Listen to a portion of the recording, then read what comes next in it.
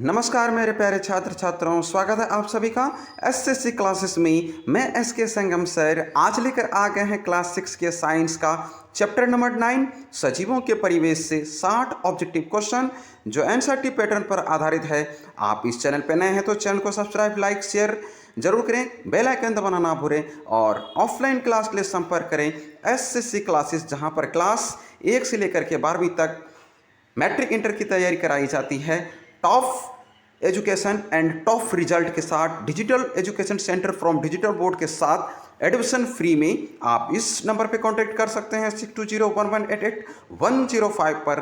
तो आइए आज इस क्लास को स्टार्ट करते हैं। तो ये रहा आप सबके लिए पहला क्वेश्चन, सजीव जिस स्थान पर रहते हैं उसे क्या कहा जाता है? सजीव जिस स्थान पर रहते हैं उसे क्या कहा जाता है? प्रत्येक क्वेश्चन के लिए 4 ऑप्शन दिया गया है जिसमें कि एक ही ऑप्शन सही है। तो यह पहला क्वेश्चन का ऑप्शन ए है परिवेश, ऑप्शन बी वासस्थान, ऑप्शन सी अनुकूलन और ऑप्शन डी मैदान। तो सजीव जिस स्थान पर रहते हैं उसे वासस्थान कहते हैं, तो ऑप्शन बी सही हो जाएगा। अगला क्वेश्चन, किसी जीव के चारों ओर उपस्थित सभी चीजों को क्या कहा जाता है? ऑप्शन ए परिवेश, ऑप्शन बी आवास, ऑप्शन सी अनुकूलन और ऑप्शन डी जनन।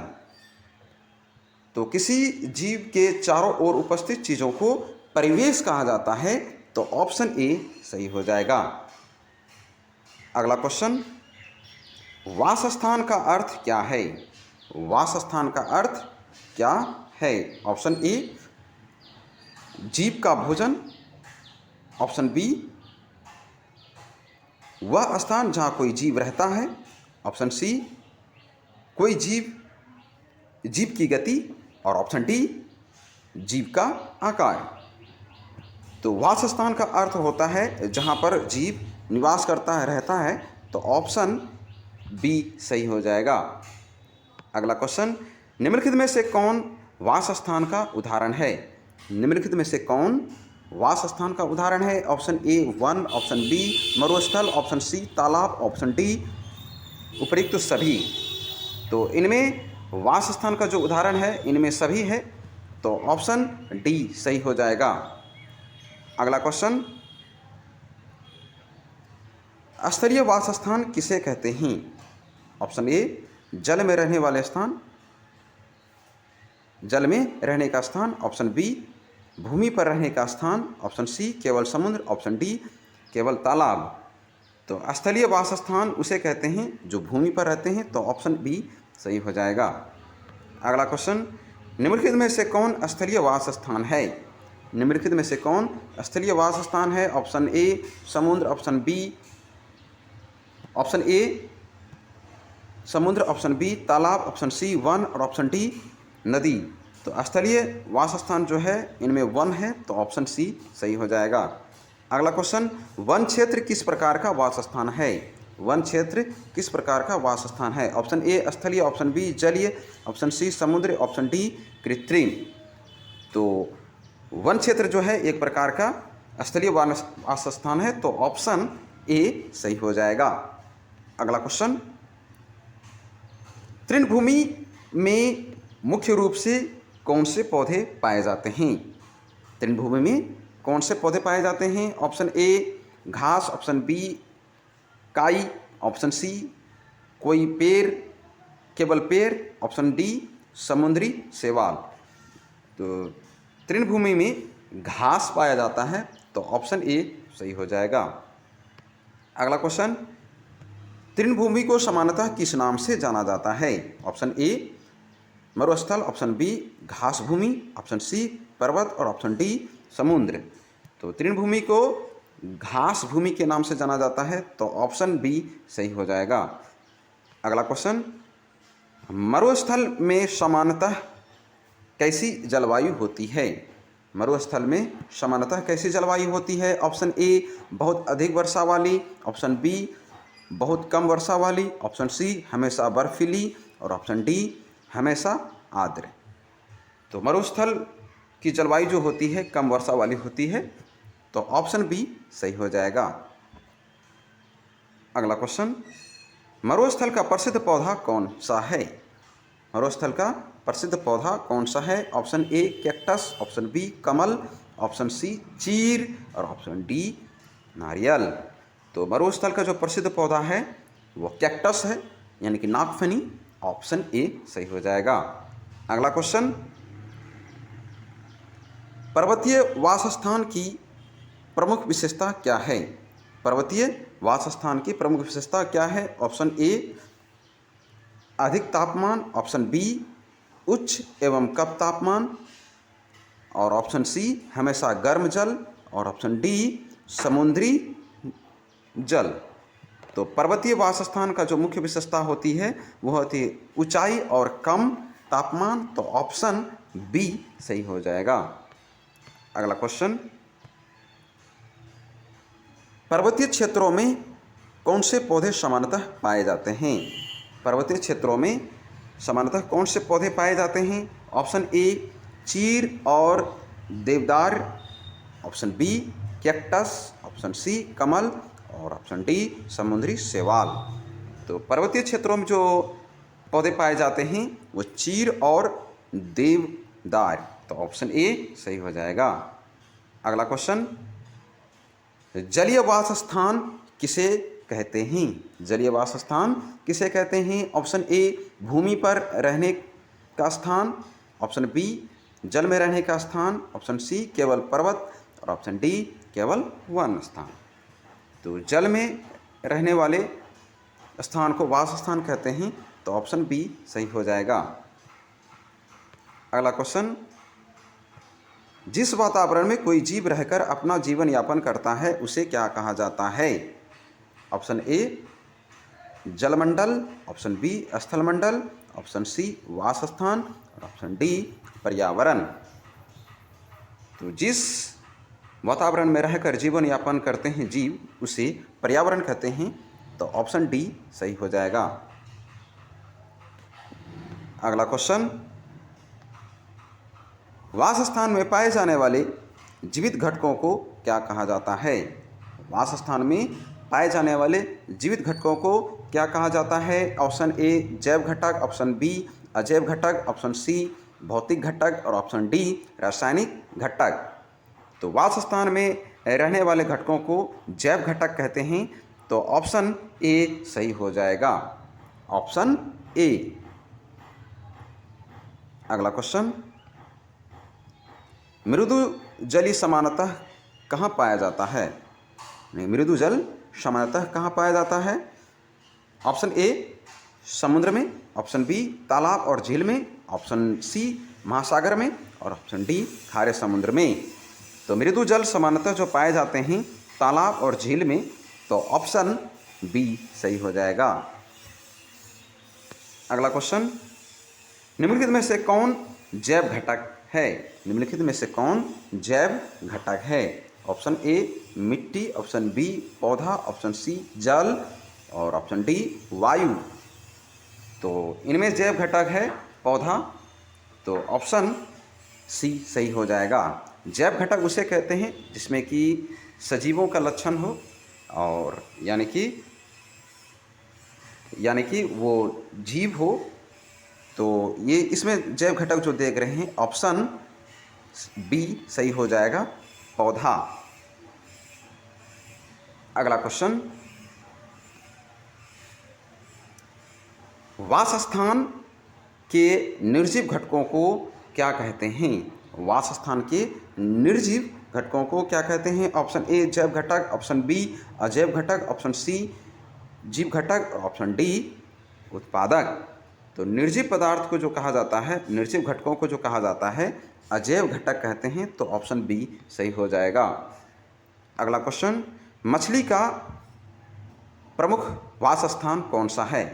मछली का प्रमुख वासस्थान कौन सा है? ऑप्शन ए जलीय वासस्थान, ऑप्शन बी मरुस्थल, ऑप्शन सी पर्वतीय क्षेत्र, ऑप्शन डी घास भूमि।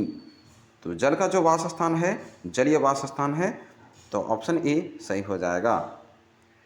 अगला क्वेश्चन, किसी जीव का अपने वासस्थान के अनुसार स्वयं को ढालना क्या कहलाता है? ऑप्शन ए जनन, ऑप्शन बी अनुकूलन, ऑप्शन सी पोषण और ऑप्शन डी उत्सर्जन। तो स्वयं को अपने वातावरण के अनुकूल जो ढालते हैं उसे अनुकूलन कहते हैं। तो ऑप्शन बी सही हो जाएगा।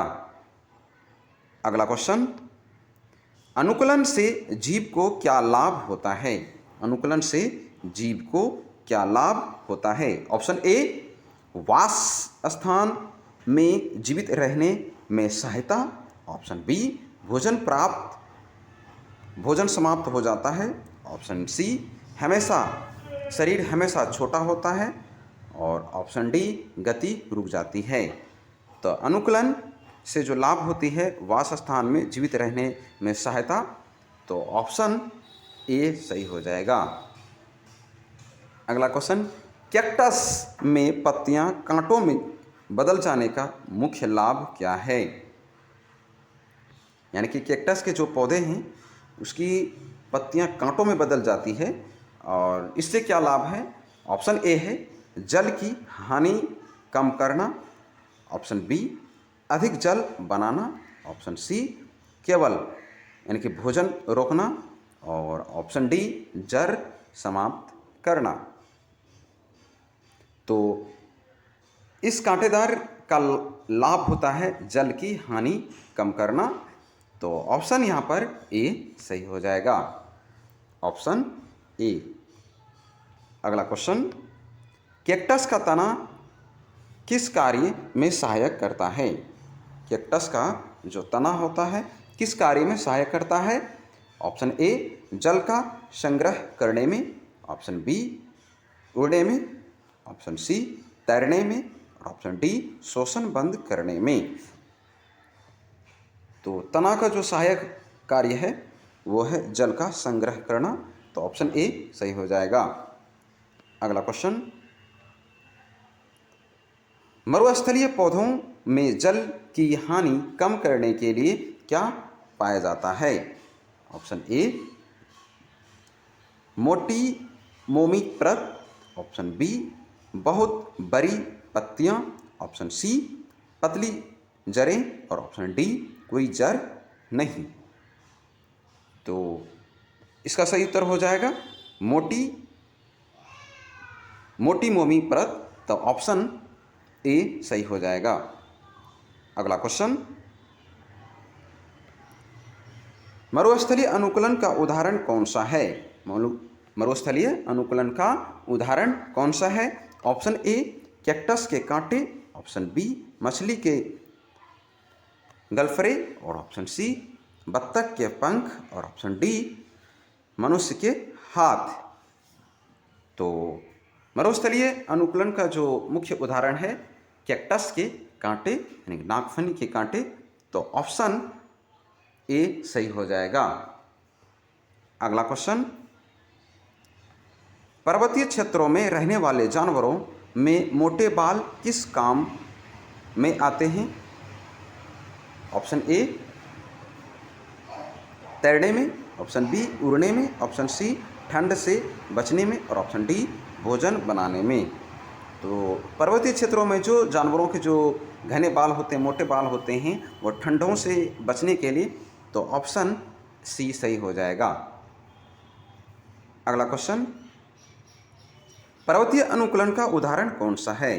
पर्वतीय अनुकूलन का उदाहरण कौन सा है? ऑप्शन ए बर्फीली क्षेत्रों में मोटा कर फर और ऑप्शन बी कैक्टस के कांटे, ऑप्शन सी मछली के गलफरे और ऑप्शन डी कमल की पत्तियां। तो पर्वतीय क्षेत्रों में हम देख पा रहे हैं कि बर्फीली क्षेत्रों में मोटा फर होता है। तो ऑप्शन ए सही हो जाएगा, ऑप्शन ए। अगला क्वेश्चन, जलीय जीवों का शरीर सामान्यतः कैसा होता है? जलीय जीव का शरीर सामान्यतः कैसा होता है? ऑप्शन ए धारा रेखीय, ऑप्शन बी चौकोर, ऑप्शन सी बहुत कठोर, ऑप्शन डी बिल्कुल चपटा। तो जलीय जीवों का जो शरीर होता है वो सामान्यतः जो होते हैं धारा रेखीय होते हैं। तो ऑप्शन ए सही हो जाएगा। अगला क्वेश्चन, मछलियाँ जल में शोषण किसकी सहायता से करती है? मछली का शोषण अंग कौन सा है? मछली जो जल में शोषण करता है किस अंग के द्वारा करता है?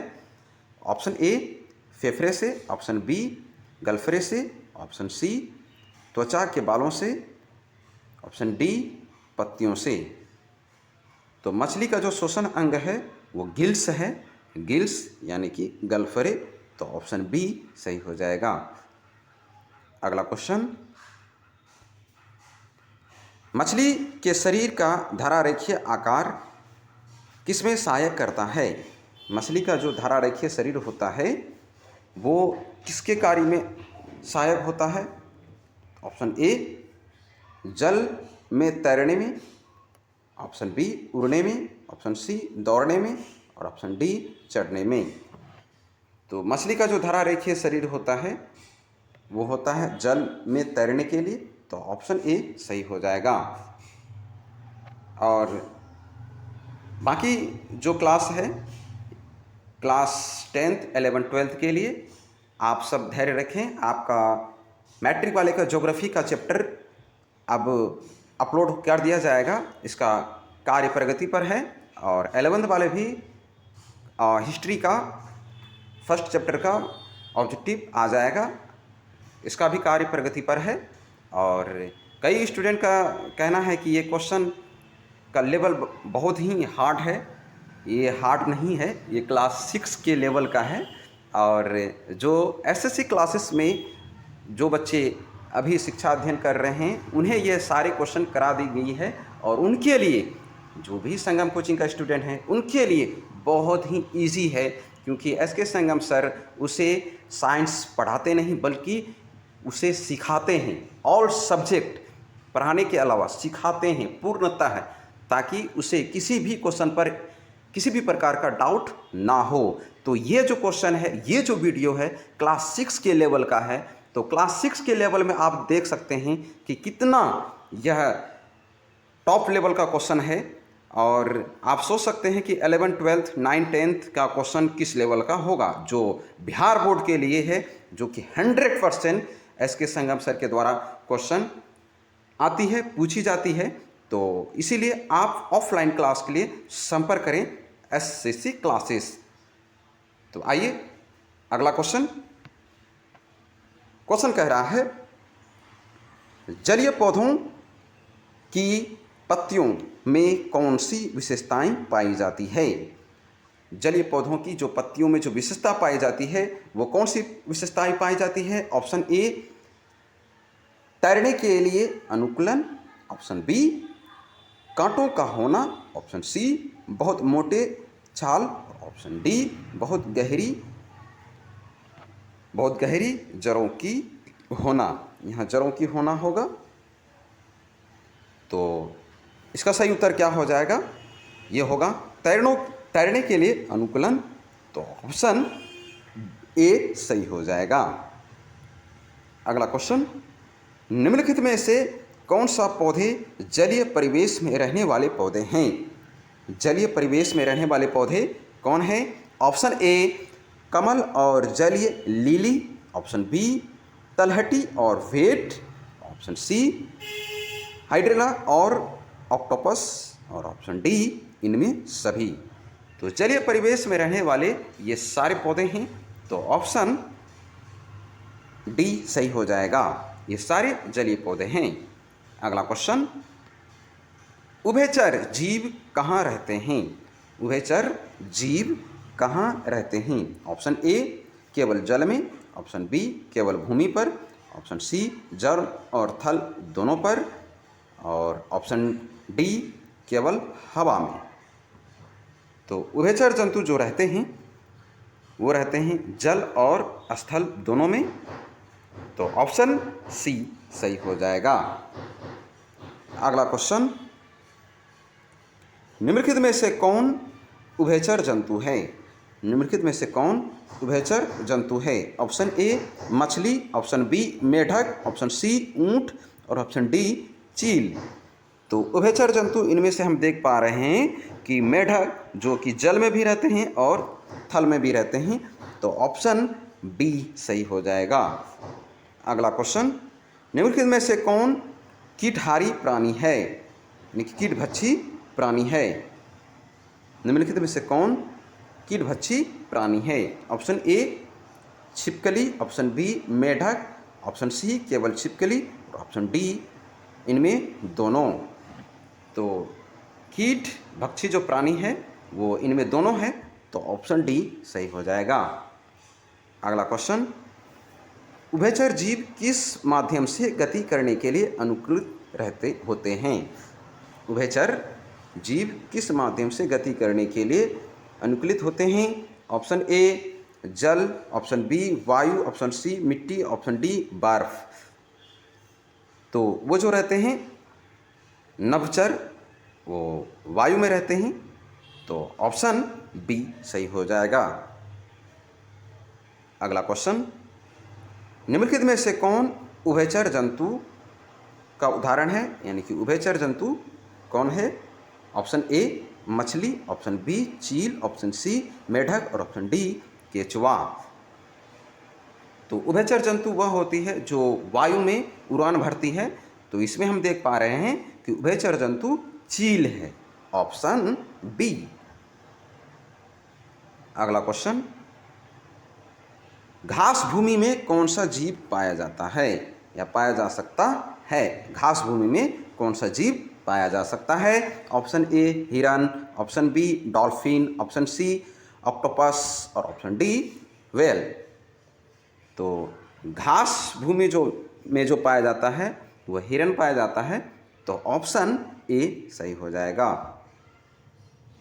अगला क्वेश्चन, ऊंचाई वाले पर्वतीय क्षेत्रों में क्या हो सकता है। ऊंचाई वाले पर्वतीय क्षेत्रों में क्या हो सकता है। ऑप्शन ए हिमपात, ऑप्शन बी अत्यधिक गर्मी, ऑप्शन सी समुद्री ज्वार और ऑप्शन डी बालू के तूफान। तो ऊंचाई वाले पर्वतीय जो क्षेत्र होते हैं वहाँ पर हिमपात पाए जाते हैं, तो ऑप्शन ए सही हो जाएगा। अगला क्वेश्चन, जलचर जीव किसे कहते हैं। जलचर जीव किसे कहते हैं। ऑप्शन ए जल में रहने वाले जीव, ऑप्शन बी वायु में रहने वाले जीव, ऑप्शन सी केवल पर्वत पर रहने वाले जीव और ऑप्शन डी केवल मरुस्थल पर रहने वाले जीव। तो जलचर उसे कहते हैं जो जल में रहते हैं, तो ऑप्शन ए सही हो जाएगा। अगला क्वेश्चन, निम्नलिखित में से कौन जलचर जंतु है। ऑप्शन ए ऊंट, ऑप्शन बी मछली, ऑप्शन सी चील, ऑप्शन डी हिरन। तो इनमें से हम जलचर जो देख पा रहे हैं मछली है, क्योंकि मछली जल में रहती है, तो ऑप्शन डी बी सही हो जाएगा, ऑप्शन बी। अगला क्वेश्चन, ऊंट किस वास स्थान के लिए अनुकूलित है। ऊंट किस वास स्थान के लिए अनुकूलित है। ऑप्शन ए समुद्र, ऑप्शन बी मरुस्थल, ऑप्शन सी तालाब और ऑप्शन डी पर्वतीय क्षेत्र। तो ऊंट का जो वास स्थान है वो मरुस्थल है, तो ऑप्शन बी सही हो जाएगा। अगला क्वेश्चन, ऊंट को मरुस्थल का क्या कहा जाता है। ऊंट को मरुस्थल का क्या कहा जाता है। ऑप्शन ए राजा, ऑप्शन बी जहाज, ऑप्शन सी पक्षी और ऑप्शन डी तैराक। तो ऊंट मरुस्थल का जहाज है, इसे जहाज कहा जाता है, तो ऑप्शन बी सही हो जाएगा। अगला क्वेश्चन, ऊंट के चौड़े पैर किसमें सहायक होते हैं। ऑप्शन ए रेत पर चलने में, ऑप्शन बी पानी में तैरने में, ऑप्शन सी उड़ने में और ऑप्शन डी पेड़ पर चढ़ने में। तो ऊंट के चौड़े पैर जो है वो सहायक होते हैं रेत पर चलने के लिए, तो ऑप्शन ए सही हो जाएगा, ऑप्शन ए। अगला क्वेश्चन,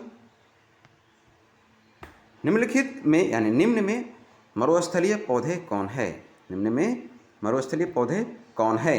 ऑप्शन ए कैक्टस यानी कि नागफनी और बबूल, ऑप्शन सी एलोवेरा यानी कि घृत कुमारी और कीकर, ऑप्शन सी आग यानी कि मदार और फॉग, और ऑप्शन डी इनमें सभी। तो मरुस्थलीय जो पौधे हैं, कैक्टस भी है, बबूल भी है, एलोवेरा भी है, जिसे एलोवेरा को कहा जाता है, घृत कुमारी और कीकर, आग को ही कहा जाता है मदार, और उसके बाद फॉग। तो ये सारे पौधे जो है कि मरुस्थलीय पौधे हैं, ये सारे मरुभूमि में होते हैं। तो ऑप्शन डी सही हो जाएगा। अगला क्वेश्चन, वायवीय अनुकूलन मुख्यतः किससे संबंधित है?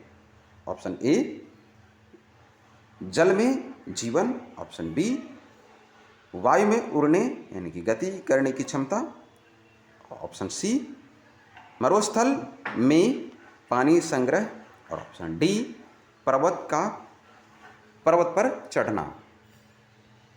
तो वायवीय अनुकूलन का मुख्यतः जो संबंधित है वो संबंधित है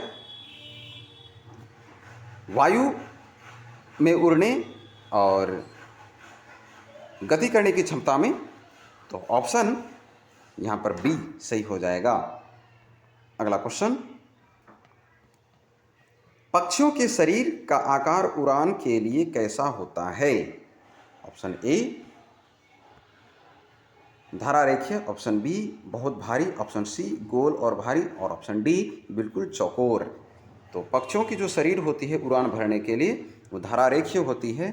तो ऑप्शन ए सही हो जाएगा। अगला क्वेश्चन, पर्वतीय क्षेत्रों में पौधों का कौन सा अनुकूलन देखा जाता है? ऑप्शन ए शंक्वाकार आकार, और ऑप्शन बी कांटेदार पत्तियां, ऑप्शन सी तैरती पत्तियां, ऑप्शन डी चौड़ी जड़ें। तो इसका सही उत्तर क्या हो जाएगा? जो कि कह रहा है पर्वतीय क्षेत्रों में जो पौधे पाए जाते हैं उसका अनुकूलन कैसा दिखाई पड़ता है? वो दिखाई पड़ता है शंक्वाकार। तो ऑप्शन ए सही हो जाएगा। अगला क्वेश्चन, देवदार किस प्रकार के वास स्थान में पाया जाता है?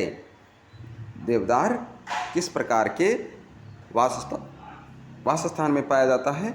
ऑप्शन ए पर्वतीय क्षेत्र, ऑप्शन बी समुद्र, ऑप्शन सी मरुस्थल, ऑप्शन डी तालाब। तो ये जो पाया जाता है ये पर्वतीय क्षेत्रों में पाया जाता है, और चीर और देवदार ये पौधे हैं जो पर्वतीय पौधे हैं जो पर्वतीय क्षेत्रों में होते हैं। तो ऑप्शन ए सही हो जाएगा। अगला क्वेश्चन, निम्नलिखित में से कौन स्थलीय जीव है? स्थलीय जीव कौन है? ऑप्शन ए मछली, ऑप्शन बी ऊंट, ऑप्शन सी डॉल्फिन, और ऑप्शन डी व्हेल। तो स्थलीय जीव जो है वो ऊंट है। तो ऑप्शन बी सही हो जाएगा। अगला क्वेश्चन, निम्नलिखित में से कौन समुद्रीय वास स्थान का जीव है? समुद्रीय वास स्थान का जीव कौन है? Option A whale, option B ऊंट, ऑप्शन सी चील, और ऑप्शन डी गाय। तो समुद्री वास स्थान में जो रहने वाले जीव हैं वो व्हेल है। तो ऑप्शन ए सही हो जाएगा। अगला क्वेश्चन, तालाब किस प्रकार का वास स्थान है? तालाब किस प्रकार का वास स्थान है? ऑप्शन ए स्थलीय, ऑप्शन बी मरुस्थलीय, ऑप्शन सी मृदु जलीय, और ऑप्शन डी पर्वतीय। तो तालाब जो एक वास स्थान है ये मृदु जलीय है। तो ऑप्शन सी सही हो जाएगा। अगला क्वेश्चन, व्हेल एवं डॉल्फिन का श्वसन अंग क्या है? व्हेल एवं डॉल्फिन का श्वसन अंग क्या है? किस अंग द्वारा श्वसन करता है? तो ऑप्शन ए फेफड़े, option B gills, option D नासाद्वार, ऑप्शन सी नासाद्वार, ऑप्शन डी त्वचा। तो व्हेल और डॉल्फिन जो श्वसन क्रिया करते हैं वो नासाद्वार द्वारा। ऑप्शन सी सही हो जाएगा। अगला क्वेश्चन, निम्नलिखित में से कौन सा जीव जल और स्थल दोनों से संबंधित है? ऑप्शन ए मेढक, ऑप्शन ए मेढक, ऑप्शन बी मछली, ऑप्शन सी चील, और ऑप्शन डी ऊंट। तो जल और थल दोनों में रहने वाले जो जंतु हैं वो मेढक है। तो ऑप्शन ए सही हो जाएगा। अगला क्वेश्चन, समुद्री आवास में निम्न में से कौन पाया जाता है? Option A whale, option B dolphin, option C मछलियाँ और ऑप्शन डी इनमें सभी। अगला क्वेश्चन, इसका आंसर क्या हो जाएगा? इसका आंसर हो जाएगा इनमें सभी, जो कि समुद्रीय जलों में पाए जाते हैं। तो ऑप्शन डी सभी, डी सही हो जाएगा। अगला क्वेश्चन, समुद्र के जल को सामान्यतः क्या कहा जाता है? समुद्र के जल को सामान्यतः क्या कहा जाता है? ऑप्शन ए मीठा जल, ऑप्शन बी खारा जल या लवणीय जल, ऑप्शन सी शुद्ध जल या पेय जल, ऑप्शन सी आशुतोष जल यानी कि अशुद्ध जल। तो समुद्री जल को मुख्यतः खारा जल कहा जाता है, तो ऑप्शन बी सही हो जाएगा। अगला क्वेश्चन, जीवों का अनुकूलन मुख्यतः किसके अनुसार होता है? ऑप्शन ए उनके वास स्थान और परिवेश के अनुसार, ऑप्शन बी केवल उनके रंग के अनुसार, और ऑप्शन सी केवल उनके आकार के अनुसार, ऑप्शन डी केवल भोजन के अनुसार। तो जीवों का अनुकूलन मुख्यतः जो होते हैं उनके वास स्थान और परिवेश के अनुसार होती है, तो ऑप्शन ए सही हो जाएगा। अगला क्वेश्चन, निम्नलिखित में से कौन सा अनुकूलन का सही उदाहरण है? अनुकूलन का सही उदाहरण कौन है? ऑप्शन ए मछली के गिल्स, ऑप्शन बी ऊंट के चौड़े पैर, ऑप्शन सी पक्षी के पंख, और ऑप्शन डी उपर्युक्त सभी। तो अनुकूलन का जो मुख्य उदाहरण है इनमें सभी है, तो ऑप्शन डी सही हो जाएगा। यानी कि मछली जो श्वसन क्रिया करते हैं गिल्स से करते हैं, और ऊंट जो रेगिस्तान में जो चलते हैं यानी कि रेत पर जो चलते हैं, मरुस्थल पर चलते हैं, वो चौड़े पैर के कारण चलते हैं, ये भी सही है। और पक्षी जो उड़ते हैं वो पंख द्वारा उड़ते हैं, तो ये भी सही है। तो उपयुक्त सभी अनुकूलन सही है। तो अब रहा इस क्लास का अंतिम क्वेश्चन है बिना, ऑप्शन है क्वेश्चन कह रहा है, लास्ट क्वेश्चन है, कह रहा है बिना भोजन और जल के बिना ऊंट कितने दिनों तक रह सकता है? ऑप्शन ए 5 से 7 दिनों तक, ऑप्शन बी 7 से 10 दिनों तक, ऑप्शन सी 10 से 12 दिनों तक, और ऑप्शन डी 12 से 15 दिनों तक। तो ऊंट बिना भोजन और जल के 10 से 12 दिनों तक रह सकता है, तो ऑप्शन सी सही हो जाएगा। तो ये रहा आप सबके लिए 60 क्वेश्चन इस वीडियो में कराया गया। तो आपको ये वीडियो कैसा लगा कमेंट में ज़रूर बताएं, और मेरा जितना भी स्टूडेंट है उससे ये उम्मीद रखते हैं कि इस 60 का 60 ऑब्जेक्टिव क्वेश्चन सही होगा, क्योंकि ये सारे क्वेश्चन ऑफलाइन क्लास में एसके संगम सर के द्वारा कराया गया था। तो मिलते हैं अगले वीडियो में, तब तक के लिए अनुमति दीजिए। जय हिंद।